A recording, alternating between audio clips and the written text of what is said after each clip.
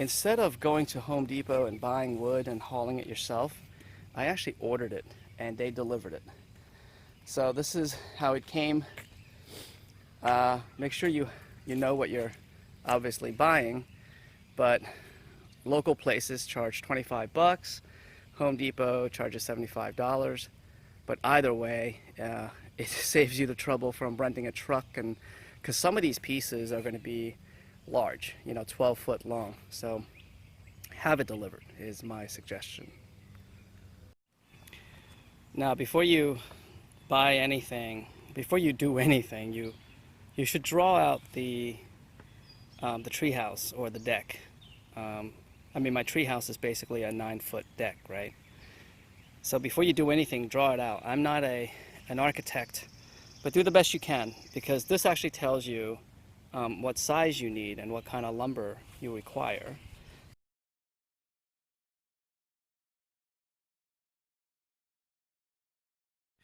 Well, hello. I am going to show you how to build, hopefully, a tree house that does not involve the trees. The reason being is that I don't really trust these trees. Plus, it moves too much in the wind, and to account for that movement, I would have to purchase these things called tabs, and they are about $200 for the hardware for each tree. And plus, I'm not really convinced that these are the healthiest trees.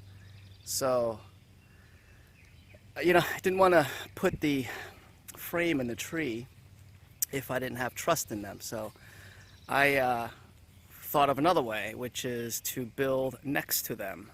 So what I've done is I'm literally going to build a 9-foot deck. And the way I've gone about doing that is I laid down the concrete with the post brackets here, the post, and you just sink them right into the concrete.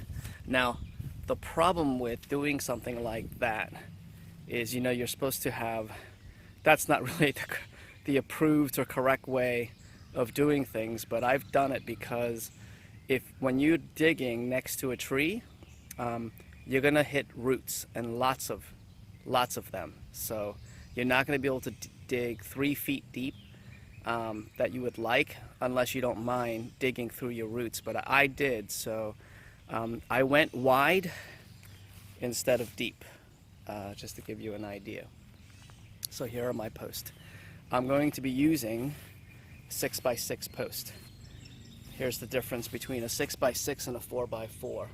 So hopefully it's going to be a lot sturdier in the long run, and it won't warp or bend. All right, one last note about the concrete. So I dug about 1.5 feet down, but 6 inches of it I filled up with all-purpose gravel. It makes it a little bit stronger, but then it's really about 1 foot of concrete. So that's what it looks like. I put a post up here, and the trick, if you have a perfectly level yard, that'd be great, but ours is not. So we have to measure the post properly. So I'm going to put 4 posts up. Make sure you brace it with like a tripod, or so it doesn't fall over.